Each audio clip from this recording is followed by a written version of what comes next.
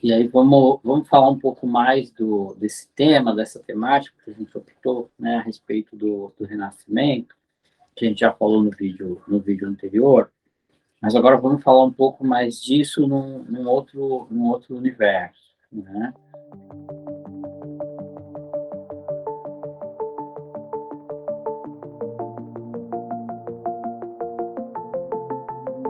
Dia, boa tarde, boa noite, pessoas, mais uma vez, estamos aqui, né, enfim, e aí, de novo, só para abordar aqui, né, o Renascimento, né, de novo, essa característica de quem normalmente tem na sua programação encarnacional 2 contratos encarnacionais para uma única vida, o que gera um processo de aceleração, um processo de dinamização,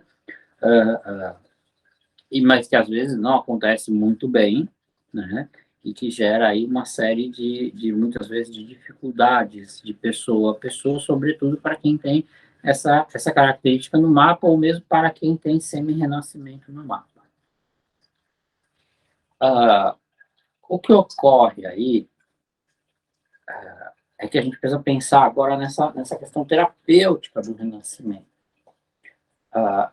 Porque essas pessoas, elas precisam aprender a ver a vida de um modo mais dinâmico e, sobretudo, muitas vezes elas têm que lidar com essa questão a grande maioria dessas pessoas tem que lidar com a questão do desapego, né?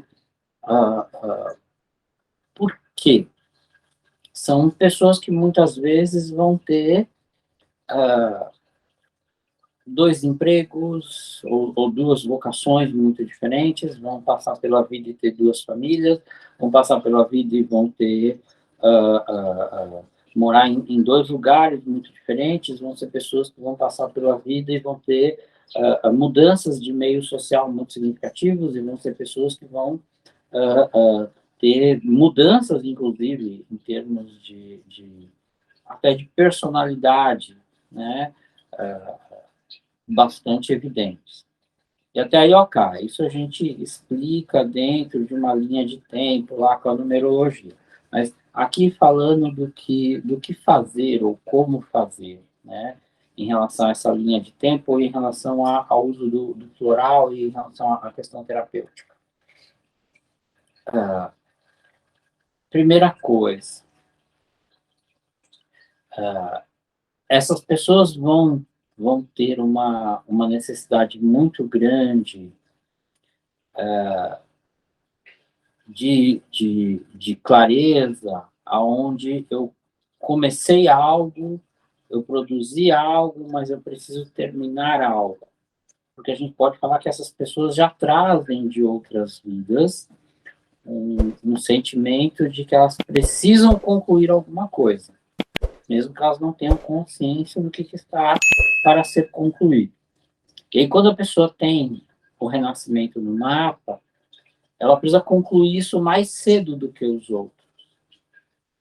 Então, são pessoas que, por exemplo, vão casar cedo, mas que também vão passar muitas vezes por uma decepção amorosa afetiva cedo e vão se separar muito cedo. São pessoas que vão escolher uma profissão e talvez vai chegar no meio do caminho e vai falar, putz, o que é que eu faço? Aliás, vamos até falar de uma temática aqui muito comum, eu pego isso, acho que em quase 90% dos renascimentos, ou perto disso, eu pego essa característica. São pessoas que, como elas, no nível do inconsciente, elas já sabem que elas têm um renascimento. Elas sabem que elas vão ter 2 vidas diferentes. Então, sobretudo no campo profissional, o que ocorre? Obrigatoriamente, elas têm 2 vocações, e que às vezes são 2 vocações muito distantes. Então, a pessoa é advogado, ou foi para o curso lá de direito, mas aí também queria ser biólogo, né? Que são 2 atividades muito diferentes. Já peguei um caso assim. E aí o que ocorre é que a pessoa está lá, estudou direito, né? Se sentia conectado com aquilo, Mas, assim, putz, eu sempre tive vontade de estudar lá, enfim, né? As plantas, os animais, a fauna, não sei o quê. Mas eu fui para o direito. E aí essa pessoa ela vai passar por um ajuste do curso de direito, né? Nesse caso, inclusive, eu acho que essa pessoa trabalhava com direito da família e por conta desse ajuste, depois foi trabalhar com direito voltado para a área ambiental. E aí fez alguma coisa lá de biologia, enfim, né? Só que passar por isso, muitas vezes, para a maioria das pessoas, é muito difícil. E aí, quando a pessoa tem renascimento no mapa, mesmo quando ela concluiu um pedaço da vida dela, ou mesmo quando ela concluiu o primeiro contrato encarnacional, não existe uma regrinha, não existe um papel dizendo, olha, em tal data você concluiu tal coisa ou tal circunstância espiritual ou da consciência ou de vida, e daquela data em diante você vai viver outra coisa, né? Existe essa transição e existe essa duplicidade, onde a pessoa quer continuar, muitas vezes, fazendo algo que ela já faz e entende que ela domina e estudou para aquilo, mas que, ao mesmo tempo, quer fazer uma outra coisa. E aí há uma dificuldade com isso. E o que a gente faz terapeuticamente? Primeiro, a gente tem que trazer algumas perguntas. E uma delas, sobretudo, é: você se sente usando todo o seu potencial? Você tem satisfação por estar fazendo o que você faz? E é muito comum vir a seguinte resposta: sim, eu gosto muito do que eu faço, eu amo o que eu faço, mas eu sei de alguma forma que eu posso fazer mais do que aquilo que eu estou fazendo agora. E aí o que acaba ocorrendo é que essa pessoa precisa dessa percepção, né? Lógico que a gente fala muito disso dentro do atendimento, mas ela precisa dessa percepção para além do atendimento. Ou seja, para depois, quando ela vai embora. E aí a gente usa o quê? O que a gente dá em termos de floral? Primeiro, independente do momento do renascimento, a aveia selvagem, que vai trabalhar muito com essa questão do poder de escolha, da vontade de escolher algo. A gente também vai trabalhar com alcachofra, porque, sobretudo, o alcachofra, falando aqui da parte já mais espiritual,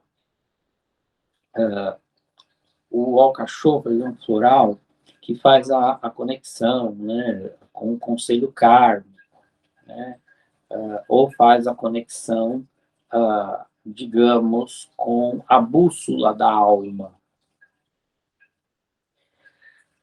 E aí isso faz com que a pessoa entre em profundo estado de conexão com o propósito dela, com o propósito divino. E mais do que o seu terapeuta, com certeza a sua alma sabe o que você precisa ou o que você pode realizar e o que você deve, o que é não um dever no sentido de obrigação, mas o que é um compromisso, de fato, no sentido de comprometimento, no sentido de propósito. Então, quando você dá a veia selvagem junto com a alcachofra, você está dando esse poder de decisão para a pessoa, mais a condição de se conectar com o eu superior, ou, enfim, com esse termo que eu gosto de usar, a bússola da alma, né? Para a pessoa sentir que agora ela pode ir fazer uma outra coisa. E esse é um primeiro estágio, né? Claro que a gente pode adicionar e agregar outros florais. Eu vi que lótus do Egito, enfim, ou alguma outra lótus também cabe muito bem aí. E aí essa é uma primeira fase, né? Normalmente eu daria uma composição com aveia selvagem, alcachofra, talvez aí Laurus nobilis, né? Isso é uma primeira composição bem redonda para quem ainda está na transição do Renascimento. E aí também porque o Laurus nobilis, porque ele vai trabalhar muito essa questão do olhar para o futuro, vai trabalhar essa questão da quebra de padrões, né? Enfim, também desses registros de vidas passadas, onde a pessoa ficou muito presa e veio com a alma, né, veio com o ego condicionado a ter que viver dentro de determinadas condições, e o Laurus Nobilis, né, enfim, né, a tradução é nobre honraria, e aí quando você tem esse aspecto, a pessoa assume que ela pode fazer algo mais nobre, a pessoa assume que ela pode conquistar algo mais, né? Fazendo adendo aqui, né, o Horus Nobre também é um floral ótimo para quem é de Capricórnio, né? Mas a gente fala disso em outra aula, né?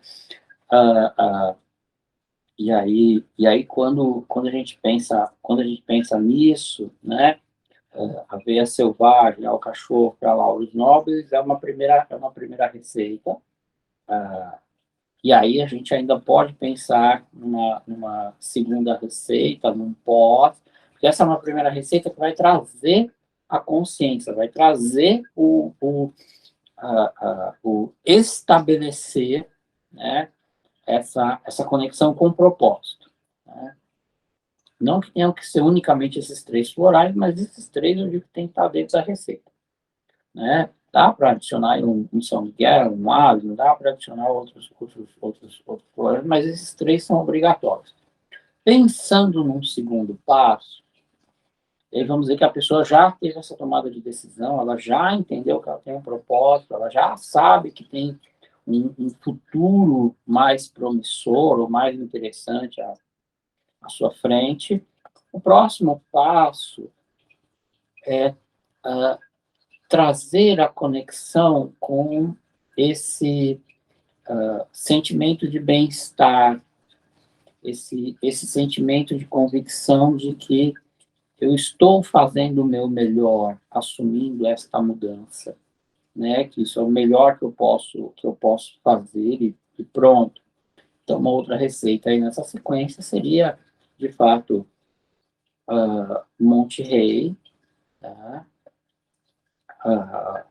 Que vai trazer essa conexão, sobretudo do chakra cardíaco para os chakras superiores, e essa conexão, manter essa conexão com o alto e fazer essa pessoa entrar nesse processo de se amar, né, que o Monte Rei trabalha o amor próprio, trabalha essa coisa de gostar de mim mesmo, e não tem como uma pessoa gostar do que ela faz se ela não se identificar por meio disso, de algum modo, sobre o sentimento que ela tem por si mesma, né? Ninguém gosta de fazer, seja lá o que for, se essa pessoa não tem consigo mesma uma percepção do quanto eu me gosto, do quanto eu me quero bem, né? E aí a gente poderia colocar ainda, e veja bem, isso é um floral de transição, né? A gente poderia colocar Monte Rei, poderíamos pensar em alguns casos aí na Boa Deusa, né? Que é um floral que ergue, que traz uma força para a pessoa, e também, né, uma outra energia aí ainda, tem muitas variações aí, mas a gente poderia pensar no Sapientum. Por quê? O Sapientum é esse floral de amadurecimento, é esse floral de força, é esse floral que vai trabalhar um pouco mais essa energia do Yang, né? Então, quando a pessoa se gosta, e aí quando Monte Rei se ama, quando a pessoa trabalha essa energia da boa deusa e a pessoa se ergue, a pessoa se reconstitui, a pessoa se realoca dentro do campo perceptivo dela, e ela tem essa convicção de que ela pode se reerguer, mesmo depois de ter sofrido abalos, pancadas, traições, enganos na vida, e quem não, né, quem nunca passou por isso. E aí, quando você ainda junta com isso a sapiência, que vai trazer essa maturidade, ou esse fator de maturação a respeito da sabedoria, a respeito da maneira de aceitar seus processos, né? É mais fácil de transitar de uma profissão, de um trabalho, de um projeto para outro, né? Então, esses dois módulos, essas duas receitas aí, são receitas, primeiro, uma que traz, né, a pessoa para um eixo, e depois outra que vai auxiliar nessa transição. Normalmente, eu começaria com 2 ou 3 frascos da primeira, e depois mais provavelmente 2 dessa segunda, e de caso a caso, isso pode ter alguma variação, e ainda teria, provavelmente depois ainda recomendo uma terceira receita, mas isso vai depender um pouco da estrutura do mapa da pessoa como um todo. Mas o que a gente precisa ter claro é que pessoas que passam pelo renascimento têm esses abalos, normalmente sofreram rasteira, pancada, tiveram altos e baixos muito intensos na vida, e precisam dessa reorganização ou dessa redimensionamento do seu senso de percepções. E, com certeza, os florais de Saint-Germain, nesse sentido, vão auxiliar nesse aspecto do renascimento, né? Podemos pensar em 1 milhão de possibilidades aí, mas essa, com certeza, já é uma linha de atuação, né? Mas por qual motivo vamos pensar nisso, ou vamos nos colocar nisso? Por um motivo simples, né? É necessário a gente ter a condição de reconhecer que aquele processo, né, esse processo do renascimento, ele causa tal intensidade na pessoa e na vida da pessoa, que ela não tem tempo de se perceber como a maioria das outras pessoas se percebe. E aí, quando você dá essa dinâmica, quando você dá essa condição da pessoa se perceber, de fazer esse ajuste ou esse reajuste, né, do modus operandi dela, isso faz com que ela se sinta situada no lugar, sem necessariamente achar que ela está perdendo tempo na vida, e dá um alívio imenso, além de fazer com que a pessoa consiga se permitir também recarregar as baterias dela para recomeçar a jornada. E isso, por si só, é um ganho gigantesco e gera um bem-estar enorme para quem passa por esse processo do renascimento ou do semi-renascimento, né? E, vez por outra, de algumas outras características do mapa numerológico e mesmo astrológico. É que é muito conteúdo, daria para falar horas sobre isso, né? Mas, enfim, isso foi só uma observação. Torço, né, que esse conteúdo, enfim, que essa fala, de alguma maneira, tenha reverberado aí, ou não, né? Recomendo, né, enfim, aí esse material, né, enfim, material do Florais de Saint-Germain, o livro dos 12 raios, né, que é de onde vem essas falas também, monta essas observações a respeito dos florais, e recomendo, né, enfim, se não meu curso de numerologia, enfim, né, vá fazer um bom curso de numerologia e vá pesquisar bastante, enfim, vai estudar outras coisas, e está na hora de perceber que, às vezes, é uma miscelânea de coisas para chegar num determinado, né, conjunto de conteúdos e bagagens. E é com prazer que a gente divide o que é possível dividir aqui, né, nas redes, ou no YouTube, ou seja, onde a gente estiver. Ok?